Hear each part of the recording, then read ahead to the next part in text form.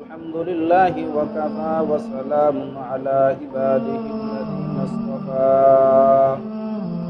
أما بعد أعوذ بالله من الشيطان الرجيم بسم الله الرحمن الرحيم من عمل صالحا من ذكر أو أنثى وهو مؤمن فلنحيينه حياة طيبة صدق الله مولانا العظيم وقال رسول الله صلى الله عليه وسلم المسلم من سلم المسلمون من لسانه ويده كما قال عليه الصلاة والسلام يا أيها الذين آمنوا صلوا عليه وسلموا تسليما اللهم صل على محمد وعلى آل محمد كما صليت على إبراهيم وعلى آل إبراهيم إنك حميد مجيد اللهم بارك على محمد وعلى آل محمد كما باركت على إبراهيم وعلى آل إبراهيم إنك حميد مجيد بلغ العلا بكماله كشف الدجى بجماله حسنت جميع خصاله আলহামদুলিল্লাহ মহান রব্বুল আলামিনের অশেষ রহমতের উসিলায় দিনের মধ্যে শ্রেষ্ঠতম দিন জুমার দিন রব্বে করিমের কুদরতি কদমে সেজদা দেওয়ার মতো দুনিয়াবি ঝামেলা থেকে ফারেক করে দিয়েছেন। এই জন্য আমরা কালিমাত শুকরিয়া আদায় করি আলহামদুলিল্লাহ। মহান রব্বুল আলামিন আমার মতো আপনার মতো বহু মানুষ দিনের মধ্যে শ্রেষ্ঠ দিন জুমার দিনেও জাগতিক ব্যস্ততার মধ্যে লিপ্ত আছে।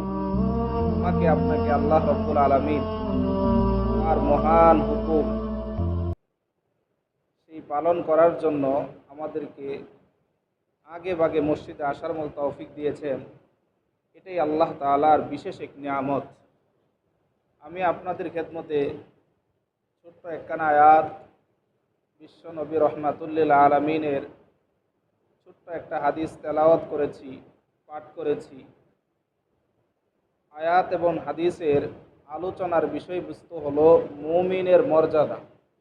মুমিনের মর্যাদা, মুমিন কত দামি, সেই বিষয়ে আপনাদের খেদমতে দু একখানা কথা বলব। আল্লাহ রব্বুল আলামিন সবাইকে যেন আমল করার পর আমি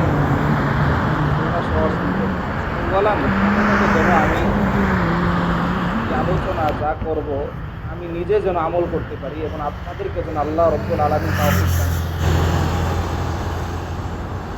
মুমিনের মর্যাদা বোঝার আগে মানুষের মর্যাদা বুঝতে হবে। মানুষের মর্যাদা বোঝার জন্য সর্বপ্রথম আল্লাহ তাআলা হযরতে আদম আলাইহিস সালাতু ওয়াস সালামকে সৃষ্টি করেন।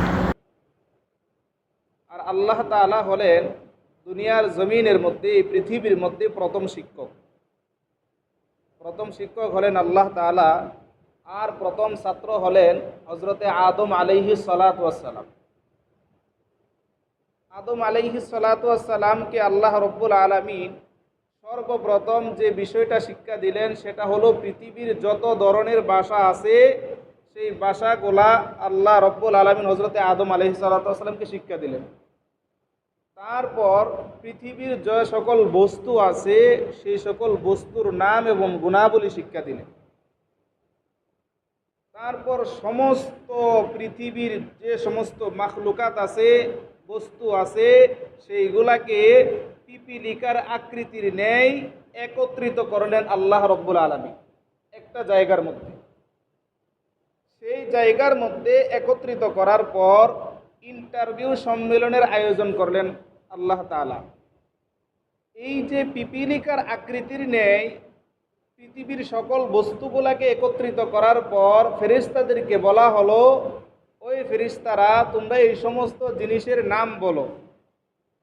ফেরেশতারা বললেন, এই ব্যাপারে আমাদের কোনো জ্ঞান নাই, এই ব্যাপারে আমাদের কোনো ধারণা নাই, এই সমস্ত বস্তুর নামের ব্যাপারে আমরা অবগত নই। আর হযরতে আদম আলাইহিস সালাতু ওয়াস সালাম প্রত্যেকটা বস্তুর নাম বলে দিলেন। জ্ঞানের দিক দিয়ে হযরত আদম আলাইহিস সালাতু ওয়াস সালাম শ্রেষ্ঠ প্রমাণিত হয়েছে। ফেরেশতারা নাম বলতে পারে নাই, আর আদম আলাইহিস সালাতু ওয়াস সালাম প্রত্যেকটা বস্তুর নাম বলে দিয়েছেন। মানুষের মর্যাদা তাহলে ফেরেশতাদের চেয়েও বেশি। ফেরেশতাদের সম্মান, হযরতে আদম আলাইহিস সালাতু ওয়াস সালাম হলেন মানুষ, আর আল্লাহ তাআলা মানব জাতির পিতা হযরতে আদম আলাইহিস সালাতু ওয়াস সালামকে সম্মান সূচক সেজদা করার নির্দেশ দিলেন ফেরেশতাদেরকে। আর ফেরেশতার দল সম্মানার্থে হযরতে আদম আলাইহিস সালাতু ওয়াস সালামকে সেজদা করায় ফেরেশতাদেরকে সম্মানিত করলেন। আরেকটা জাতি আছে, তারা হলো জিন জাতি, ইবলিসের উপর অভিশপ্ত। অভিশপ্ত কেন অভিশপ্ত হলো? এই ইবলিস কে ছিলেন, তার কর্তৃত্ব কেমন ছিল? তাকে বলা হয় মুআল্লিমুল মালাইকা। ইবলিস কে ছিল? সে ছিল মুআল্লিমুল মালাইকা, ফেরেশতাদেরও শিক্ষক। এই ইবলিস, এই জিন জাতি কোনো সাধারণ কোনো জাতি ছিল না, যিনি ফেরেশতাদেরকে শিক্ষা দিত এবং সারা দুনিয়া, তামাম দুনিয়া রাজত্ব পরিচালনা করার সে স্বপ্ন দেখত। আজকে কেন সে অভিশপ্ত, আজকে কেন সে লাঞ্ছিত? শুধু এই কথাটুকু অমান্য করার কারণে যে মানব জাতির পিতা হযরতে আদম আলাইহিস সালাতু ওয়াস সালামকে সাজদা করার কথা বললেন আল্লাহ, আর সে অস্বীকার করলেন। এই জন্য কিয়ামত পর্যন্ত ওই ইবলিস সে আল্লাহর দরবার থেকে চিরতরে বিদায়, এবং তার উপরে সবসময় অভিশপ্ত। সে সর্বদাই আল্লাহর পক্ষ থেকে তার উপরে লানত বর্ষিত হচ্ছে। এই জন্য যে মুমিনের মর্যাদা, মুমিনের মর্যাদার ব্যাপারে আল্লাহ তাআলা পবিত্র কোরআনে কারিমের মধ্যে বলেন, আগে মুমিনের মর্যাদা বোঝার আগে কাফেরদের অবস্থানগুলো একটু বুঝেন, তাহলে বোঝাটা সহজ হবে আপনাদের জন্য। আল্লাহ রব্বুল আলামিন কাফেরদের রূহগুলা কোথায় রাখবেন, এই কথাটা বোঝানোর অর্থ হলো যে মুমিনের মর্যাদা তাহলে সহজে বুঝে আসবে। আল্লাহ বলেন, কাল্লা ইন্না কিতাবাল ফুজ্জারি লাফি সিজ্জিন ওয়া মা আদরাকা মা সিজ্জিন কিতাবুম মারকুম। আল্লাহ বলেন, কাল্লা, কখনো না, ইন্না কিতাবাল ফুজ্জারি লাফি সিজ্জিন, নিশ্চয় কাফেরদের আমলনামা, পাপাচারী ব্যক্তিদের আমলনামা সিজ্জিনের মধ্যে থাকবে। আল্লাহ আবার নবীকে জানায় দিলেন, ও পয়গম্বর, আপনি কি জানেন ওয়ামা আদরাকা মা সিজ্জিন, সিজ্জিন কি, সিজ্জিন কেমন জিনিস? আল্লাহ রাব্বুল আলামিন উত্তর দেন, কিতাবুম মারকুম, সেটা হলো লিখিত কিতাব। সেটা কি? লিখিত কিতাব। এই আয়াতের তাফসিরে মুফাসসিরিনে কেরাম বলেন, সিজ্জিন হলো জমিনের সপ্ত স্তরের নিম্ন দেশ, যা অতল গহ্বরে কাফেরদের রূহ এবং আমল নামাকে রাখা হবে।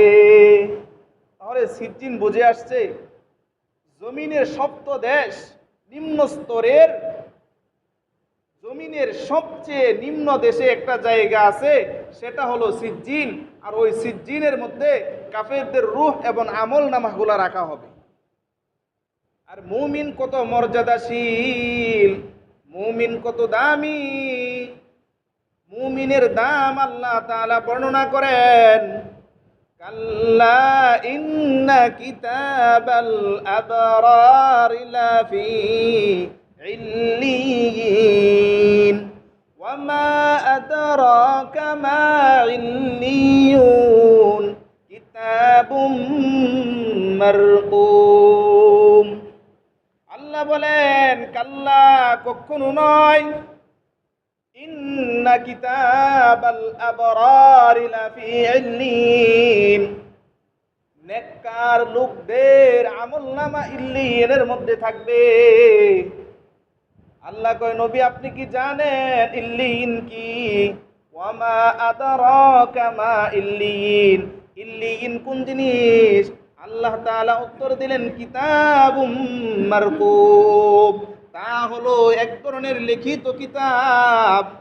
এই আয়াতের তাফসিরে মুফাসসিরিনে কেরাম বলেন, মুমিন যখন ইন্তেকাল করবে, মুমিন যখন মৃত্যুর নিকটবর্তী হবে, মৃত্যুর কোলে ঢলে পড়বে, জান্নাতের 500 জন ফেরেশতা জান্নাতি ফল, জান্নাতি রুমাল নিয়ে উপস্থিত হয়ে যাবে। মুমিনের মর্যাদা দেখেন। মুফাসসিরিনে কেরাম বলেন, এই আয়াতের তাফসিরের মধ্যে জান্নাতের 500 জন ফেরেশতা জান্নাতি ফল, জান্নাতি রুমাল প্রভৃতি নিয়ে মুমিন ব্যক্তির কাছে উপস্থিত হবে। ওই মুমিন ব্যক্তির রূহটা জান্নাতের ফল দেখে, জান্নাতি রুমাল দেখে ওই রুমালের মধ্যে চলে আসবে।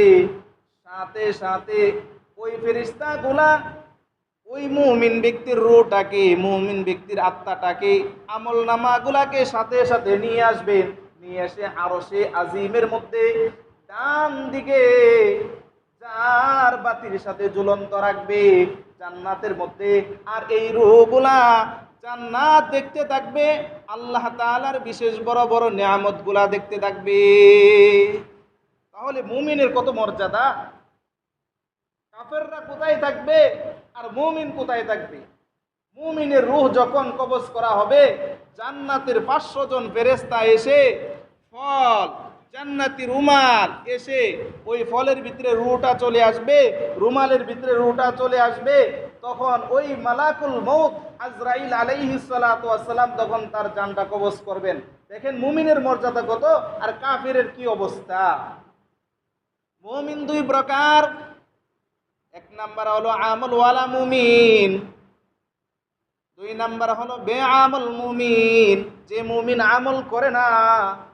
আমল ওয়ালা মুমিনের মর্যাদা কত? ওই কিয়ামতের 50,000 বছরের, দুনিয়ার তুলনায় 50,000 বছরের একদিন, আখিরাতের হলো একদিন। সেই একদিন সে আরশের নিচে যে ছায়া ব্যতীত, আরশের ছায়া ব্যতীত আর কোনো ছায়া থাকবে না। সেই ছায়ার মধ্যে মুমিন এমন একটা মুহূর্ত কাটাইয়া দিবে, এক ওয়াক্ত নামাজ আদায় করার নেই। আমরা তো সবাই ফুলসিরাতের কথা শুনেছি। ফুলসিরাত এমন একটা ফুলসিরাত যে যার বর্ণনা আসছে, চুলের চেয়ে চিকন, হীরার চেয়ে ধারালো। ফুলসিরাতের দূরত্ব পার হতে হলে 30 বছর রাস্তা অতিক্রম করতে হবে। 30 বছর যখন চলবে মানুষ, তখন সেই ফুলসিরাতের রাস্তা অতিক্রম করবে। এই ফুলসিরাতের নিচে কোনো সাধারণ কোনো জিনিস থাকবে না। জাহান্নামের আগুনগুলা দাও দাও দাও দাও করে জ্বলতে থাকবে। মুমিন যখন ওই ফুলসিরাতের মধ্যে উঠবে, সাথে সাথে বিদ্যুতের গতির ন্যায় পার হয়ে যাবে। আর কাফের যখন ওই ফুলসিরাত দিয়ে অতিক্রম করতে থাকবে, 30,000 বছরের রাস্তা যখন অতিক্রম করতে থাকবে, সাথে সাথে ওই জাহান্নামের আগুন তাকে স্পর্শ করে, ওই জাহান্নামের আগুন অতল গহ্বরে তাকে ফেলে দিবে। সাথে সাথে পুরে ভস্ম হয়ে যাবে, ছাই হয়ে যাবে, কোনো তার অস্তিত্ব থাকবে না। তাহলে বোঝা গেল যে মুমিনের মর্যাদা, মুমিন কত দামি। মুমিন বিদ্যুতের গতির নেই সে এই ফুলসিরাত পার হবে। এই ফুলসিরাতের দূরত্ব 30,000 বছরের রাস্তা। চারটিখানি কোনো কথা না, যে 30,000 বছর আপনি যদি অতিক্রম করেন কত দূর না যেতে পারবেন। আর মুমিনের জন্য এই 30,000 বছরের রাস্তাটা সবে মাত্র বিজলির ন্যায় অতিক্রম করে চলে যাবে। এই মুমিন, নেক আমলওয়ালা মুমিনের এত দাম। কোনো মানুষ যদি নেক আমলওয়ালা মুমিন হতে পারে, গোটা দুনিয়া তার পিছনে থাকবে, সমস্ত বস্তু তার অধীনস্থ করে দেওয়া হবে, এমনকি আগুন এবং পানিও এবং পৃথিবীর সকল বস্তুকে তার অধীনস্থ করে দেওয়া হবে। খলিফাতুল মুসলিমিন হযরত ওমর ফারুক রাদিয়াল্লাহু তাআলা আনহুর শাসন আমলে মিশরের গভর্নর বানাইলেন আমর ইবনুল আস রাদিয়াল্লাহু তাআলা আনহুকে। আমর ইবনুল আস রাদিয়াল্লাহু তাআলা আনহু খলিফাতুল মুসলিমিনের ওমরের কাছে খবর পাঠাইলেন, এই যে আমরা বাংলাদেশ থেকে শুনি নীলনদ নীলনদ, ওই নীলনদের মধ্যে পানি শুকায় যাইতো, পানি শুকায় যাইতো। এই মুমিনের মর্যাদা, মুমিন যদি কোনো আমলওয়ালা মুমিন হতে পারে, দুনিয়া নয় গোটা গোটা দুনিয়া তার অধীন করে দেওয়া হবে। খলিফাতুল মুসলিমিনকে বলা হলো, ওই নীল বছরে একবার শুকায় যায়। সুন্দরী সুরুষী একজন নারীকে যদি ওই নদীর মধ্যে যদি বলি দেওয়া হয়, তাহলে ওই দিন থেকে নীল নদের মধ্যে পানি ওঠে। উমর কেমন আমলওয়ালা মুমিন, মুসল্লি ভাইয়েরা আমার ভালো করে বুঝবেন, কত দামি উমর। ওই উমর একটা চিঠি লিখলেন নীল নদের কাছে, মিন আমি বিসমিল্লাহির রহমানির রহিম, চিঠির শিরোনাম দিলেন বিসমিল্লাহির রহমানির রহিম, মিন আমিরিল মুমিনিন ইলা নীল মিসর। আমি আল্লাহর নামে শুরু করলাম, আমিরুল মুমিনিন ওমরের পক্ষ থেকে নীল নদের কাছে চিঠি। ওয়া ইন কুনতা তাজরি ইনদাকা ফালা তাজরি, ও নীল নদ, তুমি যদি তোমার নিজের পক্ষ থেকে পানি প্রবাহিত করো, ফালা তাজরি, সুতরাং আর পানি প্রবাহিত করার প্রয়োজন নাই। ওয়া ইন কুনতা তাজরি মিন ইনদিল্লাহ, আর তুমি যদি আল্লাহর পক্ষ থেকে পানি প্রবাহিত করো, তুমি যদি আল্লাহর পক্ষ থেকে পানি প্রবাহিত করো, ইজরি, তাহলে পানি প্রবাহিত করো। সাথে সাথে এই চিঠিটা নীল নদে পৌঁছার সাথে সাথে পানি প্রবাহিত শুরু হয়ে গেল। আমর ইবনুল আস বলেন, ও খলিফাতুল মুসলিমিন, এত পরিমাণে নীল নদের মধ্যে পানি প্রবাহিত হয়েছে, ইতিপূর্বে কোনোদিন আর পানি প্রবাহিত হয় নাই। যদি কোনো মানুষ আমলওয়ালা মুমিন হয়, তাহলে গোটা দুনিয়া, পানি কেন আগুনও তার কথা মানতে বাধ্য। আরেকটা ঘটনা শুনি। খলিফাতুল মুসলিমিনের শাসন আমলে মদিনার মধ্যে প্রচন্ড ভূমিকম্প শুরু হয়, প্রচন্ড ভূমিকম্প। খলিফাতুল মুসলিমিন ওমর চিন্তা করে, আমার শাসন আমলের মধ্যে মদিনার মধ্যে ভূমিকম্প হবে, মানুষ অস্থির হয়ে যাবে, দালানগুলা ভেঙে পড়ে যাবে, তা হতে পারে না। উমর রাদিয়াল্লাহু তাআলা তার হাতের লাঠিটা নিয়ে জমিনের মধ্যে আঘাত করে আর পা দিয়ে চাপ দেয় আর আঘাত করে, ওই ভূমিকম্প মদিনা থেকে বিদায় নিবে কিনা। এই আদৌ পর্যন্ত ওই যে ভূমিকম্প উমরের শাসন আমলে বিদায় নিয়েছিল, আদৌ বিদায় নিয়েছে, কালকের জন্য বিদায় নিয়েছে, মদিনার মধ্যে আর কোনোদিন ভূমিকম্প হয় না। যদি আমলওয়ালা মুমিন হওয়া যায়, ভূমিকম্প কেন, প্রাণীকুল, হিংস্র প্রাণীগুলো আপনার কথা মানতে বাধ্য। আল্লাহর নবীর সাহাবী আলা ইবনে হাজরামি রাদিয়াল্লাহু তাআলা আনহু, নামটা কি শুনেন, আলা ইবনে হাজরামি রাদিয়াল্লাহু তাআলা আনহু, কত বড় আমলওয়ালা বুজুর্গ একজন সাহাবী। দ্বীনের দাওয়াত নিয়ে তিনি এক জঙ্গলের মধ্যে গেছেন। ওই জঙ্গলের মধ্যে যাওয়ার পর দেখে হিংস্র প্রাণী, মানুষের থাকার জন্য শহর উপযোগী, কিন্তু শহরের মধ্যে তাদের জন্য কোনো থাকার ব্যবস্থা নাই। তখন আলা ইবনে হাজরামি রাদিয়াল্লাহু তাআলা ওই জঙ্গলের মধ্যে গেলেন। জঙ্গলের মধ্যে হিংস্র প্রাণী বারবার গর্জন দেয়, বিচ্ছুগুলা দৌড়াদৌড়ি করে, সিংহগুলা গর্জন দেয়, বাঘগুলা গর্জন দেয়। আলা ইবনে হাজরামি ওই প্রাণীদেরকে দেখে, হিংস্র প্রাণীদেরকে দেখে একটা ভাষণ দিলেন, কিছু কথা বললেন।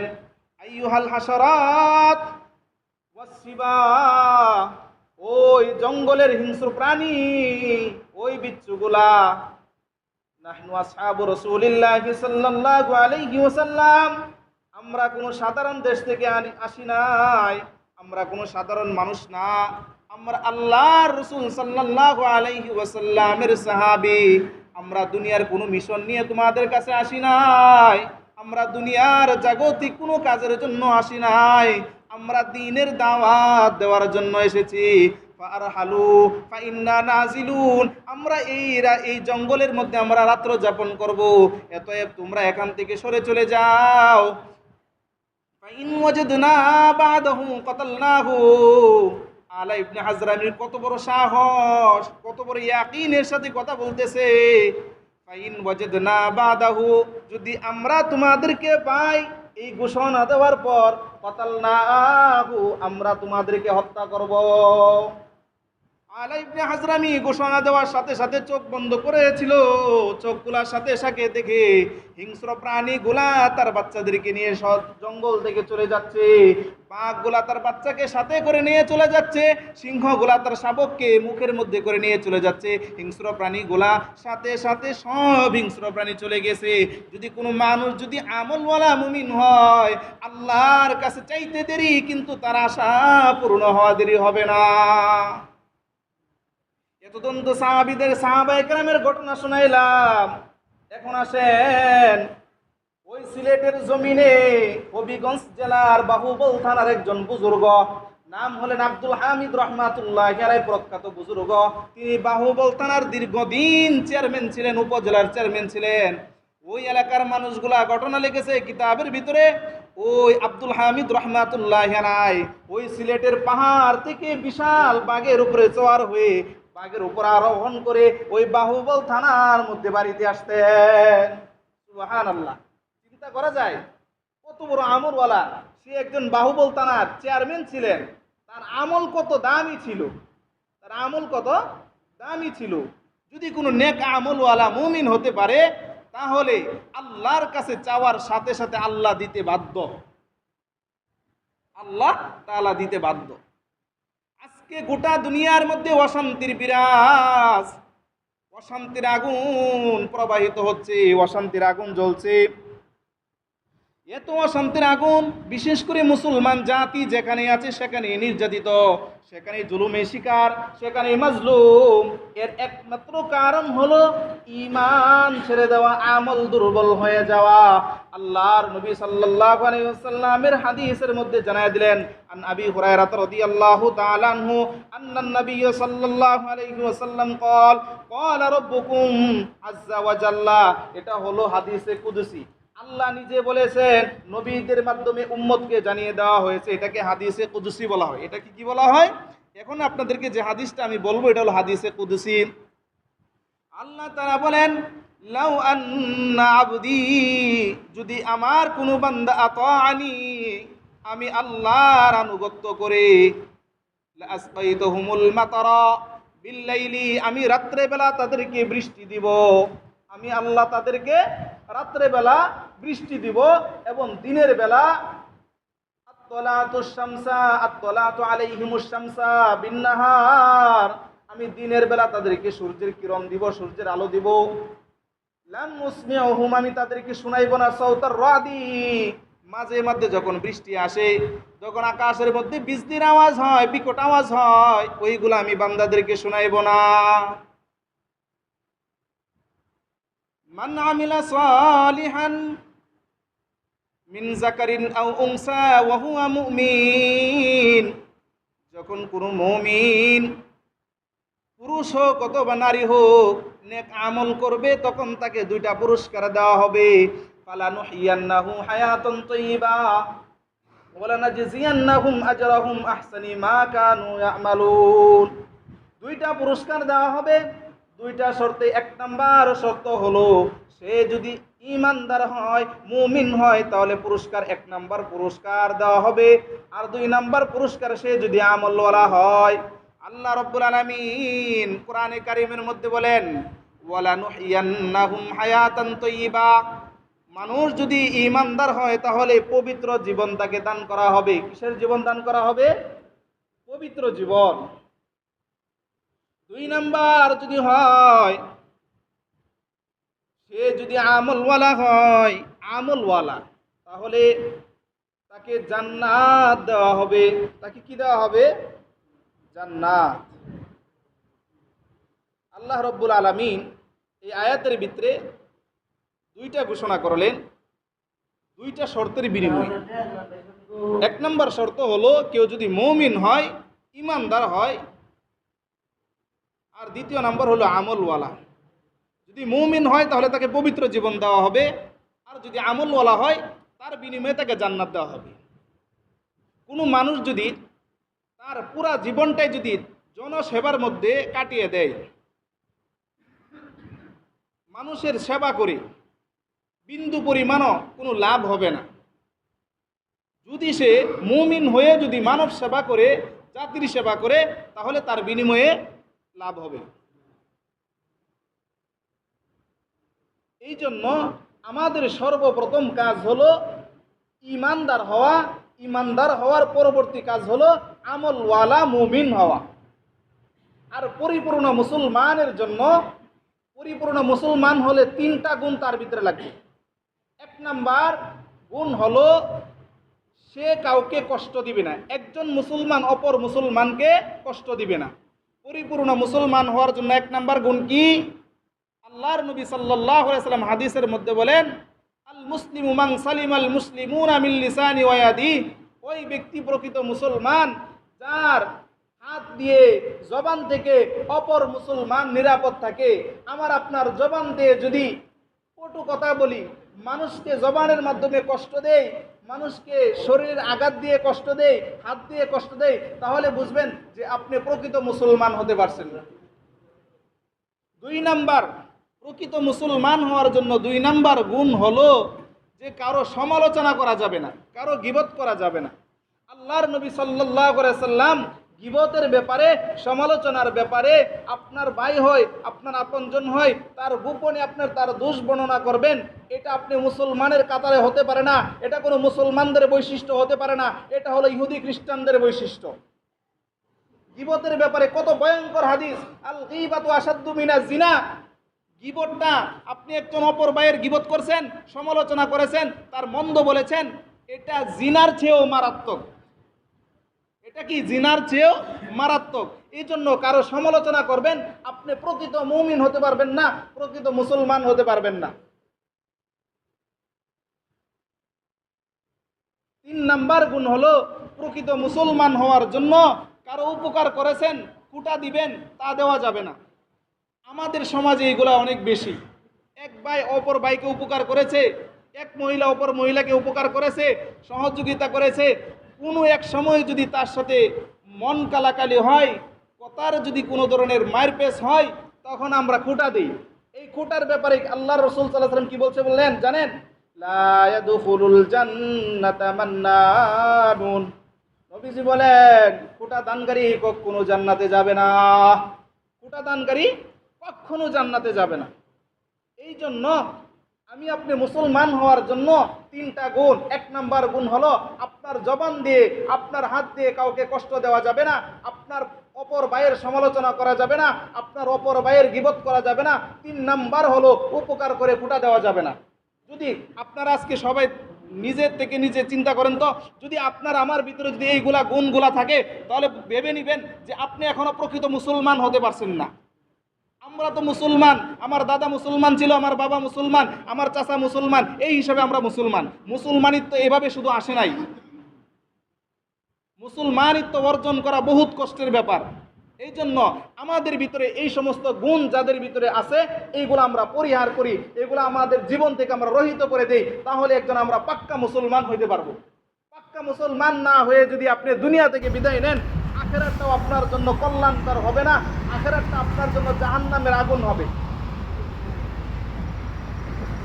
আল্লাহ রাব্বুল আলামিন আমাদের সবাইকে এই কথাগুলো আমল করার তৌফিক দান করুক।